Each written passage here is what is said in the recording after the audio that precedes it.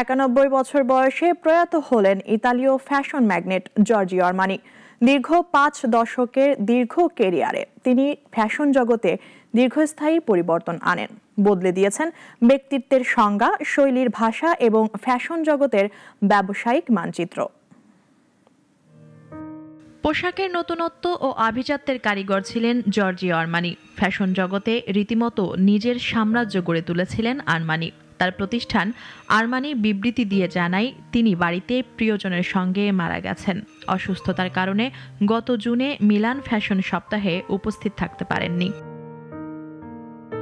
Armani বছরে 200 কোটি euro আয় করা ফ্যাশন প্রতিষ্ঠানের প্রতিষ্ঠাতা। তিনি মার্জিত পোশাক, আধুনিক নকশা ও উন্নত মানের উপকরণের জন্য পরিচিত। স্যুটকে নতুনভাবে সংজ্ঞায়িত করে পুরুষদের আভিজাত্য আর নারীদের কর্মক্ষেত্রে আত্মবিশ্বাস দিয়েছেন আরমানি।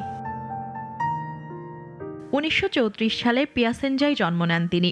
দ্বিতীয় বিশ্বযুদ্ধে ক্ষুধা ও বিপর্যয় দেখে গড়ে ওঠেন। চিকিৎসা বিজ্ঞানে পড়াশোনা ছেড়ে সেনাবাহিনীতে যোগ দেন, কিন্তু সেখান থেকে মিলানের ডিপার্টমেন্টাল স্টোরে উইন্ডো ড্রেসার হিসেবে ক্যারিয়ার শুরু করেন।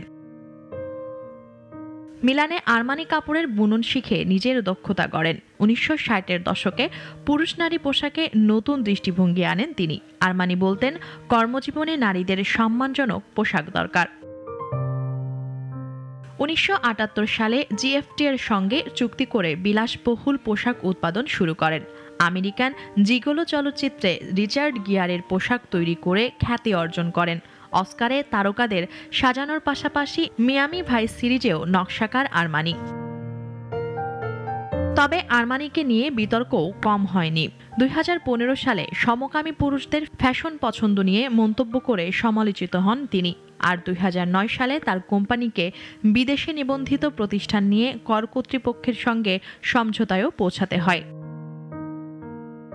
ফ্যাশন ডিজাইনার হিসেবে প্রতিভার পাশাপাশি একজন ব্যবসায়ী হিসেবেও নিজের বুদ্ধিমত্তার সমন্বয় ঘটিয়েছিলেন আরমানি। পোশাকের বাইরে তার ব্যবসা ছড়িয়ে পড়েছিল গৃহসজ্জা, সুগন্ধি, বই, ফুল, বার, ক্লাব আর রেস্তোরাঁ পর্যন্ত।